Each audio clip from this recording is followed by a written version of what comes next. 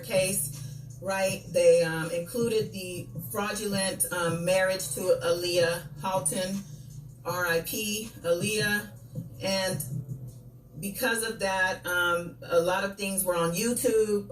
There is a certain YouTuber where Demetrius Smith called in because he's the one who said it, I believe, on the series that he paid for the identification. Mm-hmm. And then there was also a bribery, right? Bribery. Do you know? I'm going to need you to explain that a little bit more, Lizette.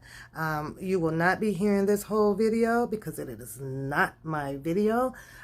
Just need to do some rebuttal and some Q&As on Miss Lizette. What do you know? Or is there anything you can tell us about any of this? You know, Demetrius? All I know is it's like when I met Robert in 1995, January 1995 in Aventura, Florida. Okay, I met him with Barry Hankerson. Only when I got to Chicago, which when after I turned 18, is when I started. And see, this is what I can't stand. Because you get that split story. I only met him with Barry Hankerson. You don't know what done happened after the fact of her meeting with Barry Hankerson. All that you were informed was that, yeah, when she arrived in Chicago. Wow, I'm going to need to know, when did you arrive there? Who did you go with? Who called you? Who paid for it? Who did all of that? Did you pay for it? Did your mama say you could go? Where was your daddy? I get it. And later on in the video, you stated that you didn't have a relationship with your mom and your dad. Well, honey, I suggest, and in my opinion, that you should have had started to have, get your relationship back with your parents or some other kind of wiser adult out there so that they can probably have given you their opinion about you taking off and traveling on over to Chicago because your parents were absent in your life, allegedly. But let me see what you got to say. I met Demetrius and I was like having, he was the guy. He was the one that would take care of me. Mm-hmm. When I went. So you got to Chicago and you met Demetrius, and Demetrius was the guy, and he the one that took care of you from the beginning on your time that you arrived to Chicago.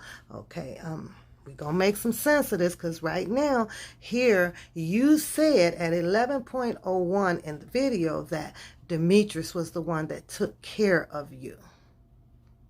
To the hospital for certain things, he's the one that would show up. I mean, Robert wouldn't show up.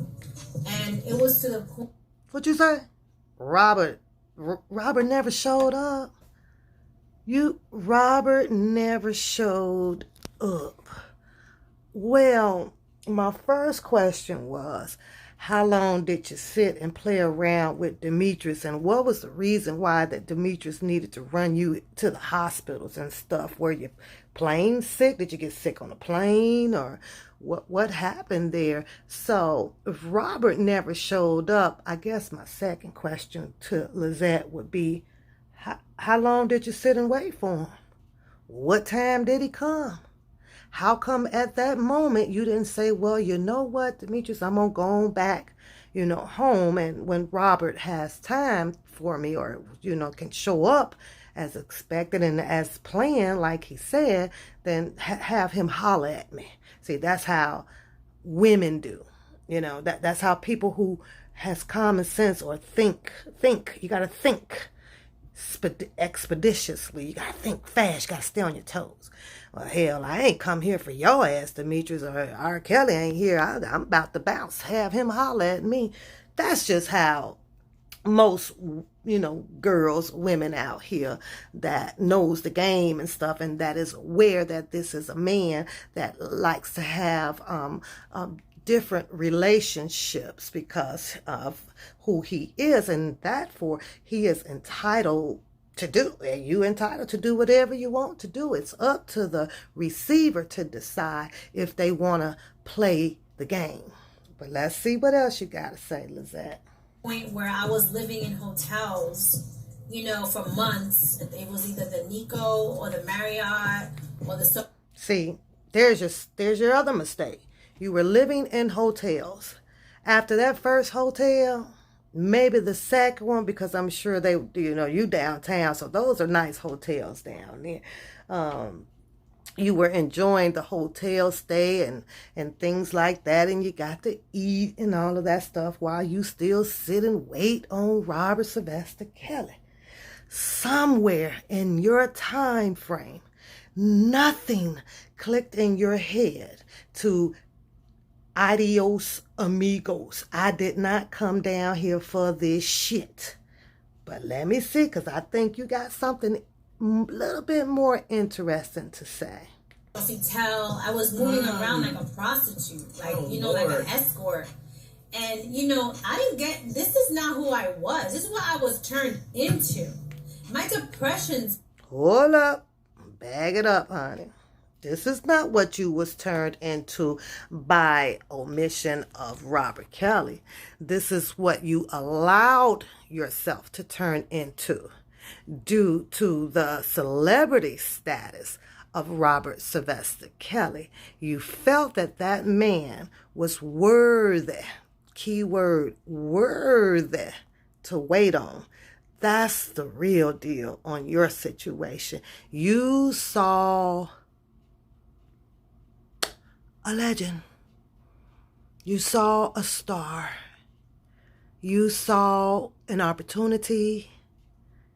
And after we see an opportunity, we set up our agenda. I don't know what your agenda was, Lizette. Could have been, I'm going to get me some good tonight. And I'm going to put it on him, and he going to love me, and he going to take care of me, and I'm going to take care of him mentally, because you can't take care of him financially, because you ain't got shit. You ain't had shit. So, yeah, you dropped the ball right there on having common sense, but they're still waiting on this little interesting part that you mentioned. Let me see. Problem that I have started in those hotel rooms, okay? And the good thing I'm gonna tell about Demetrius was always a gentleman to me. Demetrius was a person that really loved Robert, okay? I don't have nothing to say about him. I don't know what happened there. All I know is that if you have a bunch of people that's not looking out for you, that's only yesing your fucking ass to death, and then you have someone else that really cares about you and is calling you out on your shit, who they gonna try to get the fuck out of there? That is so true. Okay, before we agree to that, I'm going to have to rewind it, because it sound like a bunch of jibber-jash to me. But I got to, let me see. What the fuck did she just say?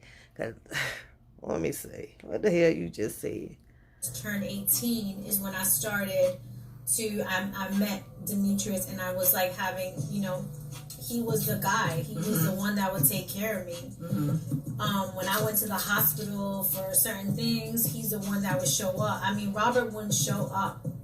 And it was to the point where I was living in hotels, for months. It was either the Nico or the Marriott or the Sofitel. I was moving around like a prostitute, like, like an escort.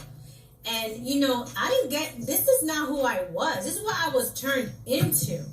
My depression's problem that I have started in those hotel rooms, okay? And the good thing I'm going to tell about Demetrius was always a gentleman to me. Demetrius was a person that really loved Robert, okay? I don't have nothing to say about him. I don't know what happened there. All I know is that if you have a bunch of people that's not looking out for you, that's only yesing your fucking ass to death, and then you have someone else that really cares about. Okay, now let me speak on that, because that's a little truth, Lizette. When you have a bunch of people that are around you and that is yesing your ass to death, quote and unquote,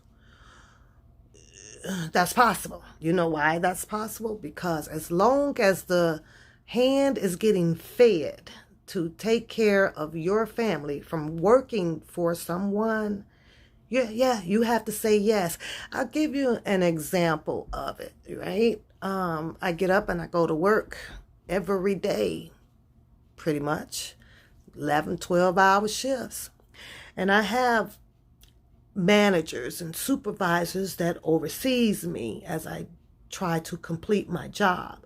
And every now and then, the job that they give me, it gets interrupted because something else has come about where they may need help in a different area. So at that time, I would get approached and then be like, hey, we need you to go so-and-so, so-and-so, knowing that I haven't even finished the first job that they gave me.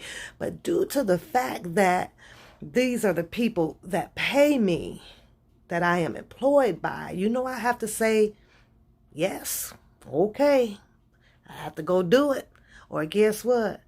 I probably won't get paid or reprimanded some kind of goddamn way. And with the people that you're talking about that says that they are yes sirs and yes ma'ams and this and that, guess what? They didn't want to not get paid. So they were just precisely doing what the hell that they were told to do by the boss man who owned all the Duckies, who worked his ass off for the Duckies, who built his clout and his status up as a legend to be able to have those type of people who are desperately wanting to have money and will do possibly anything to get it. So with what you're speaking on, and in my opinion, I believe that, yes, they became yes sirs and yes ma'ams. Let's see the second part of your shit. About you and is calling you out on your shit. Who they gonna try to get the fuck out of there? So are you implying because you felt that the shit that Demetrius told you and all of that good bubblegum shit about Robert Sylvester Kelly was correct? It was factual? As you learned later on down the road of how much Demetrius actually took and lied on about Mr. Robert Sylvester Kelly, you learned that way down the road before you put that prejudgment on him and took sides with Demetrius, because Demetrius was a good guy because he helped you get off to the hospitals and all of that shit. Okay, but you failed to tell the real reason of why Robert Sylvester Kelly probably stopped messing with Demetrius. Out of all people, I'd like to hear that from you. That is so true. Yeah, you got somebody coming. I have to go forward because I want to keep the person's voice out the video. His issues with his mother, when he lost his mother. He used to cry to me. This is why I felt bad for this guy, because the guy had problems growing up. But you know what? I had fucking problems too. I had an alcoholic mother. So right there is where I'll end this video, because she says that she had problems too. Let me do some suggestions to all of the ladies that likes to go out and find the older men or the starstruck men or whatever. And if you have problems, you have issues of your own, nothing will work in that relationship because of your past history of going through a lot of things. If you bring that baggage along with you, it's a promise that you're already looking for this person to help you out, to help you deal with your situation, let alone if they are going through a situation as well.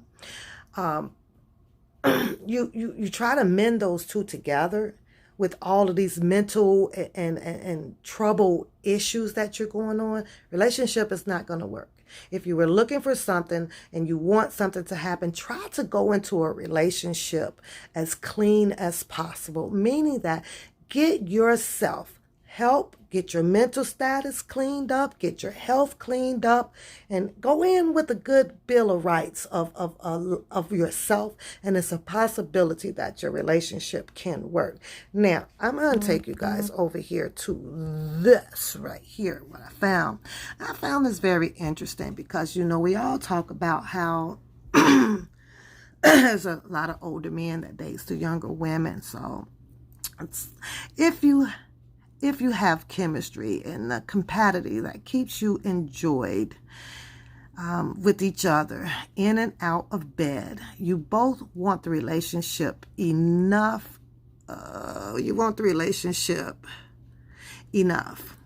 You bridge the gap and you support each other.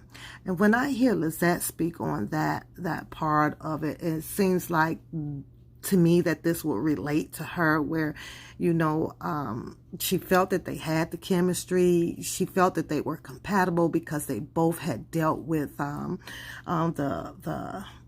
mental and the sexual issues and all of the above.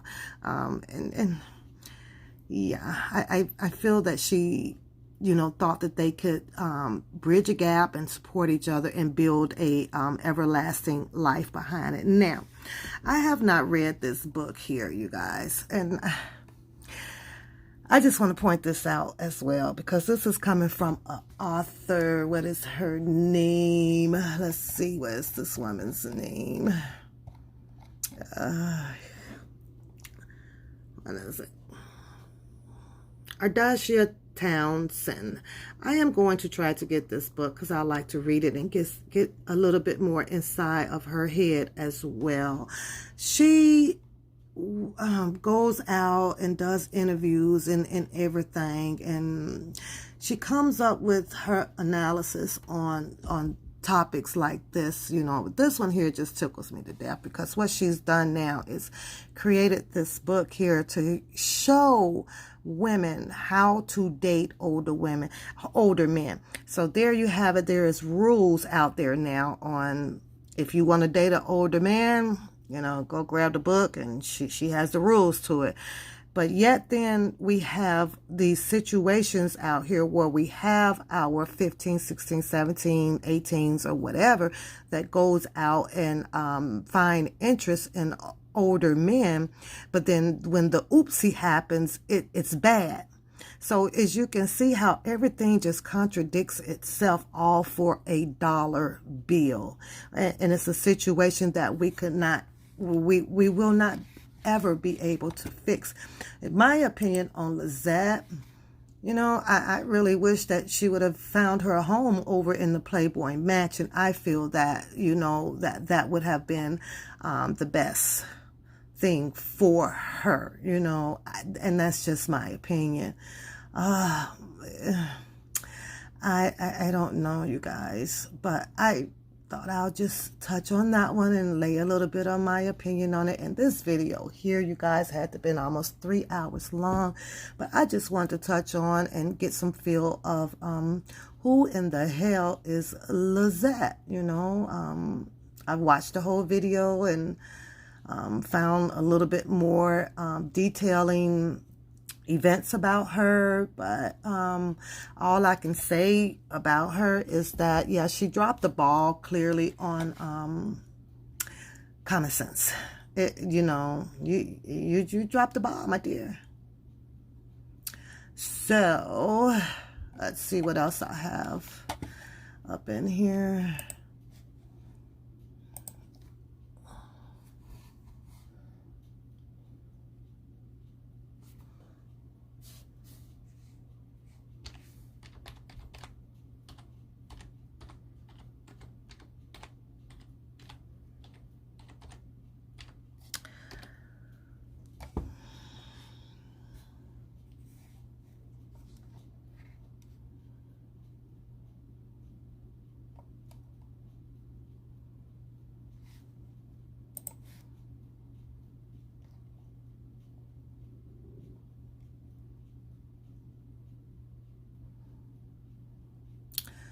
Okay, we're going to go a little bit over what is predatory behavior. We're going to see if we can recognize some of the behavior type in relationships. But let's see what it says. Sometimes we get into a relationship with people and they start well, but then later on they are objectionable behaviors that we notice. Some of those behaviors might be relatively benign. If someone tends to leave their dirty clothes laying around, then most people would agree that it's not a basis for ending a partnership or a marriage. But what about behaviors that are in no way acceptable in society? What about predatory behaviors, for instance? So let's see what the article tells us what it is. When it comes to relationships, predatory behaviors can have a fairly broad definition. One kind of overt behavior where the individual has made a plan to stalk. You need to stalk someone with harmful intentions towards them. Oh, I don't see any of that happening, but let's move on. Their aim in the case might be to sexually assault the person they have in their sights, or they may wish to perpetrate an act of violence against them. Their intentions could also be something like robbery, and there are also predatory behaviors that are more crimes of opportunity in this case, rather than the stalking behavior. You might see the person target someone who happens to be in the wrong place at the wrong time. Like on a dark desert street. Predatory sexual behaviors. A male predatory behavior that is sexual is much more common than the female. Women aren't always victims. Women aren't always the victims. I need to see what that says, and then I'm going to go back to we'll go back to that. That was interesting. So, this is going to be kind of long, though. Hello. Oh, I'm going to have to come back and do a follow-up on this article here. I don't know about the women, because if we're going to talk about the men, I need to know about the women as well. So, but the intentions with such behavior might be rape. Or it could be something like fondling or groping in a crowded subway. And you might also get behavior such as placing of the camera in the public bathroom and up the skirt in unsuspected rooms. And Well, I remember, y'all, when I was in high school, and if you wear a skirt to school and stuff, and you got to go up the stairs or whatever, I kid you not, would have all like the little young boys would, drop a pencil or something and lay down on the stairs and act like that they're picking them up to look under your skirt. But then at that time, the girls back then, we kind of caught on to it. So then you would wear what you have, like they call your biker shorts and shit, up under your skirt. It's crazy. I don't know. Predator violent behavior, predator sexual behavior don't have to be mutually exclusive. They can be tied directly into each other. For instance, the predator might have it in mind to beat someone up in addition to sexual assault. Then violence can be about other things than sex. It can be brought on a side person who is particularly religious, crimes, and predator. Usually, predator would try and put themselves in a location where they might run into a person that they deem suitable for attack. For instance, they might spend a lot of time in part of the town where a suitable target is likely to show up. You guys get the idea, right? I think this is something that we need to continue to just constantly educate ourselves on, women, so that you will know the signs of them. You would know when to turn the light bulb of your common sense on and say, run for the border, okay? So that you don't get caught up in such a situation that, most people never overcome. And if a situation happens to happen to them pertaining any sexual predatorious event, they will take their past and bring it back to combine it with the future event that can happen to them. And, things just starts to look terrible and will end up right where we are. So on that note, I am going to end this video. It's just something that I brought to you guys. Yeah, there's the one that she stands with survivors, and we kind of got to let her stand with the survivors. We're going to have some that agree, and we're going to have some that don't agree with the situation. We have most of the people out there that has used their common sense. So it coming up to what could possibly happen at the end of the story after doing the trial. I have a lot of people that already has their opinions on the verdict of this trial of Robert Sylvester Kelly, but I don't know, you guys. My job here is to bring you some opinionated news on it. It's not to be biased or unbiased. I stand very neutral in what I say, but my opinions are my opinions, and this is how I felt about Lizette. I don't need to hear the rest of her detailing story, just the beginning of how she started off. And again, my opinion on Lizette was she dropped the ball on her common sense, knowing that Mr. Robert Sylvester Kelly is a man, which is not illegal by law to have multiple girlfriends. One thing that I can say about these females, a lot of them, in my opinion, none of them took the risk of actually, like, I don't know, if it was so bad at some point, you know, it's like,